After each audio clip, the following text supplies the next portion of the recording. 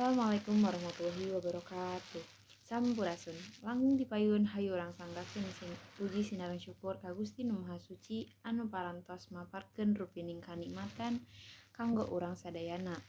Dipayun tepangkeun wasta abdi sasakamila hatur nuhun ka saderek panata acara anu parantos maparkeun kasempetan kasimkuring kanggo janten panumbu catur dina ieu kasempetan. Wilujeng sumping ka para pamileun ieu acara diskusi nu mata kataji. Kantenan pisan atuh da lumangsungna oge di gedong anu sakieu saena, nyaeta Gedong Inten Balarea.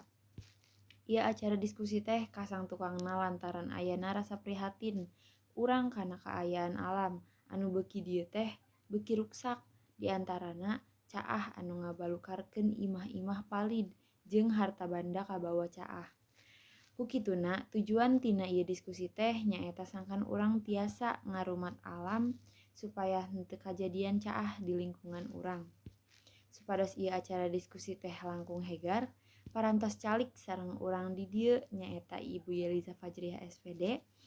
Dina dinten ieu anjeunna tos nyiapkeun materi baris dipedar nyaeta tarekah sangkan henteu caah.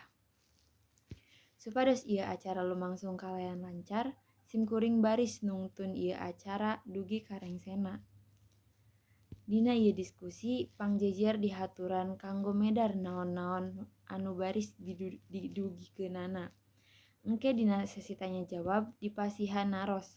Tangtosna sabada ibu pangjejer ngadugikeun pedarana, haturan ka pangjejer Ibu Yeliza Fajriah RSPD kanggo ngadugikeun pedaranana.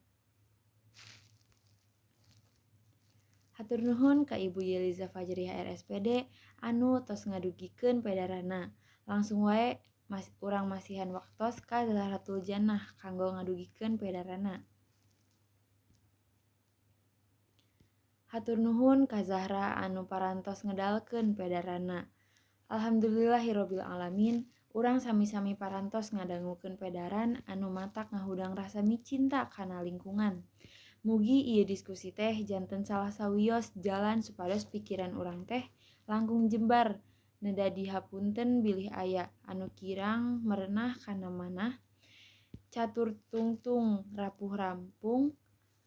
Urang pungkas wae ieu diskusi. Hatur nuhun kana perhatosanana, hapunten bilih aya kalepatan. Wassalamualaikum warahmatullahi wabarakatuh.